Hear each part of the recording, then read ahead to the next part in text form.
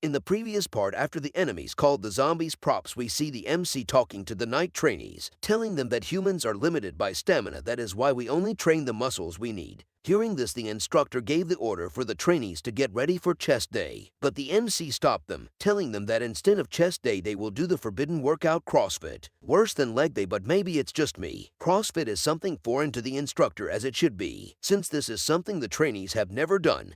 He explained to them what doing CrossFit means, and since the Gouda builders and the trainees weren't comfortable with each other yet, he concluded that doing CrossFit would be the best way for them to work out, while also getting comfortable with each other. He split them into groups, which got the group hyped. While the group was working out, we see the knights and the lord fighting the zombies. This repeated for a while with a siren going off, but after hearing the siren for the 7th time, he asked the instructor for the purpose of the siren and why it's going off. The instructor explained that since the feudal lord has been taking care of the zombies that have been popping up personally, the sirens serve as a call for backup. But it seems he doesn't care at all. We then see the feudal lord trying to give his knight one of Naruto's powerful speeches, telling them that the base of the enemies is right in front of them, and to save their country they must annihilate the enemy's base. After receiving the order, the knights charged in and continued to slay the zombies, and as the battle raged on, one of the soldiers expressed his concern about them advancing too far into the enemy's territory, but the feudal lord tells him it's fine since zombies don't have intelligence, they wouldn't be able to use them advancing to their advantage, pointing out his soldiers who are pushing through and motivating them to keep pushing forward.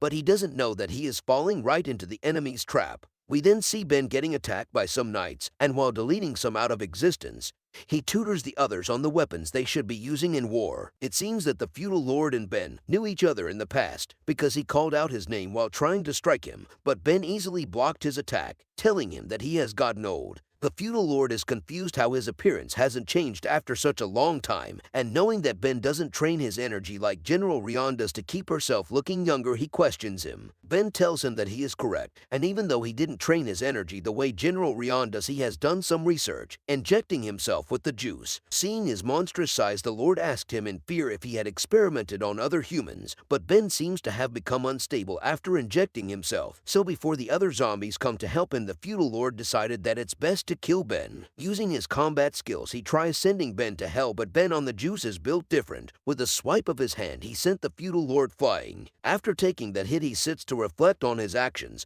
but Ben continued his roid rage as he charges at him, just barely missing. After successfully dodging the attack, the lord thought to himself about his near-death experience, but the roid raging Ben didn't give him a minute to rest as he continuously attacked him, doing his best to block and dodge the attacks. The lord looked for an opening to counter. The lord tried using another combat skill, but Ben hit him, canceling the skill, and in that moment he realized that Ben is way more powerful than he is. He unwillingly took Ben's attack, which sent him flying and bouncing around like a basketball. While sitting there, he tries to think of an explanation of how Ben was able to get so strong in that short period of time. As Ben approached him, he explained how he is thinking 4 parallel universes ahead of the lord, telling him that his strength is because of the development in civilization. Yeah guys, he's just using creatine.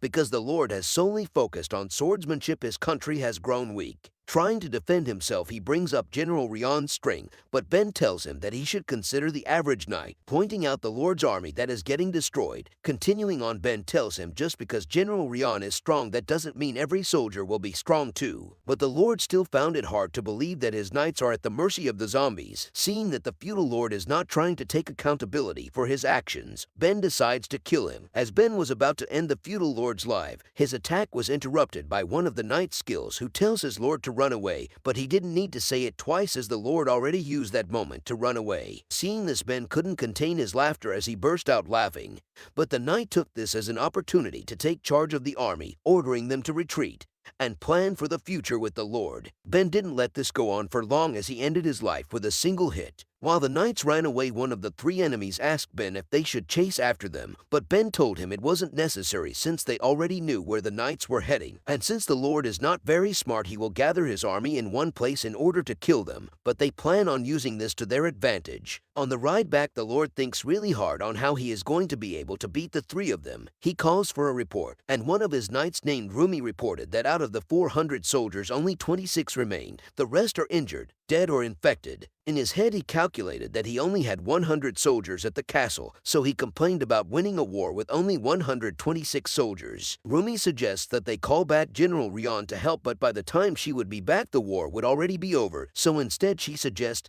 they ask the Giga Chad MC and his group for help. The Lord is happy to find a plan and decides to ask the MC for help. 3 days later, the feudal lord entered the training grounds after arriving at his castle. He entered the training grounds trying to give out orders to the MC and the Gouda builders, telling them to protect his castle from the zombie horde approaching them, also saying that the MC would gain the privilege of citizenship in Werdo Castle and that this would also be the perfect time for him and the Gouda builders to show off how effective working out is in combat. After hearing this, the MC tells the ghouls to do front bicep pose, informing him that they don't need to fight a battle to show off their muscles. The feudal lord tried using his power as the ruler of the castle to order them around, but the MC angrily cuts him off, saying if they get injured or killed they wouldn't be able to work out, and asked him if he is ready to take responsibility for that. Feeling that his life is in danger, he apologizes. After leaving the training ground, he orders the Knight Rumi to call for General Ox. Even though General Ox's personality is bad, they don't have a choice since the MC isn't willing to help them. He also tells her to gather all the soldiers at the front of the castle gates as a final stand against the zombies. Later we see that the zombies have made their way to the castle gates, and we also see that General Ox is a nicely bearded man who tries to negotiate with the zombies' leader. The 4 leaders of the zombie army stepped up, and it seems that the feudal lord knows 2 of the leaders. Ben asks why he asked them to step forward, and Ox tells him since it would be a waste of time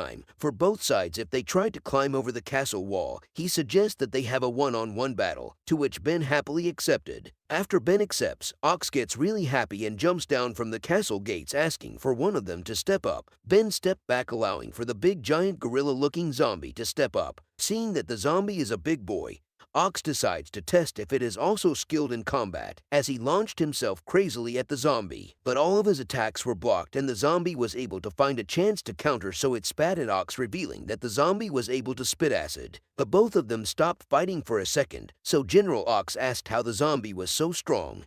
But feeling danger, the zombie ran away. This caused the general to chase after, but it seemed that this was all part of the zombie's plan, as Ben, who has juiced up his arm, landed a hit on him while telling him that he accepted the duel to get rid of the only variable he couldn't control. Not being able to take getting jumped by the leaders anymore, he asked them to spare his life, so Ben kindly ordered the big zombie, whose name is Frank, to toss him into the zombie horde, turning the bearded general into a zombie. Since they have no one left to defend them, Ben gave the feudal lord an offer to surrender the castle and his life will be spared, but he refused. After refusing Ben's kind offer, the zombie army was ordered to attack the castle. To defend against the zombie horde, the Lord ordered the soldiers to fire their arrows, but since they are only skilled in swordsmanship, they didn't know how to fire the arrows. The Knight Rumi asked him for his next order, but he couldn't think of anything and runs away from the battlefield. Bet he is regretting sending General Rian away now. While running away, we see that in the past he has ran away just like he is doing now, and he was known as a coward. While making his way to the training grounds, he admits to himself about being cowardly, and after arriving at the training grounds, he apologized for looking down on the MC and for allowing discrimination against him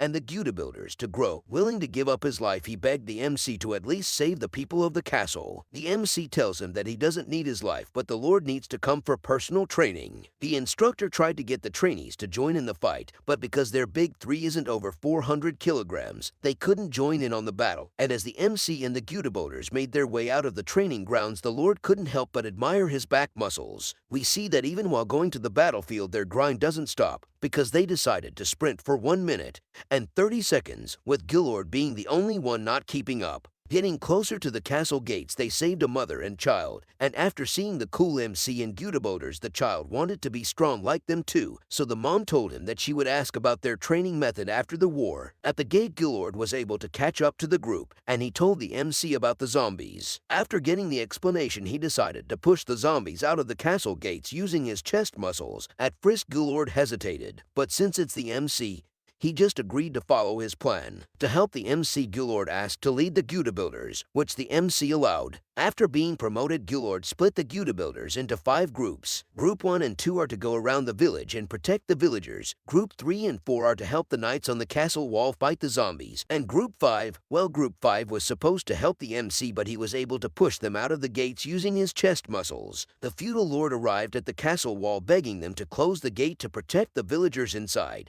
but the gate was already broken. But fear not, Blog and some Gouda builders came carrying a big-ass kettlebell. Seeing this made the MC happy though, because his students are performing lunges with proper form and heavy weight. But soon after, the Gouda builders fainted, leaving Blog to carry the kettlebell by himself. And as he was about to give in to the pressure of the kettlebell, Gilord used his skill to help him with the weight. And together with Group 5, they were able to seal off the castle wall. So Gilord ordered them to take a rest break and told all the other groups except 1 and 2 to help the MC push the zombies back. While they were pushing the zombies back, one of the ghouls got bitten by a zombie and he started pretending to be turning, but another ghoul told him to stop. Since they are already undead, they can't be affected. The Gouda builders are really trolling the knights. The zombies went after the MC, but he deleted them after they bit his muscles. Observing from far away, Ben is confused that the ghouls would be helping the humans, and he orders all the zombies to bite the MC. A dog zombie and the big gorilla zombie charged to attack the MC, but Laper and Hendred intercepted them. The feudal lord, safe at the castle wall, pointed to Ben and a female zombie, asking the MC to go and deal with them, but he was unable to see in the direction the lord was pointing at. But after the feudal lord gave him directions, he asked the Gouda builders to cover him, using reverse peck deck fly over and over again to make his way through the zombie horde. After witnessing his zombie horde getting destroyed by a troll, he is disappointed that they are getting destroyed so easily, and he decides to join in on the battle. The two had a standoff, but after Ben juiced himself up, the MC charged at him.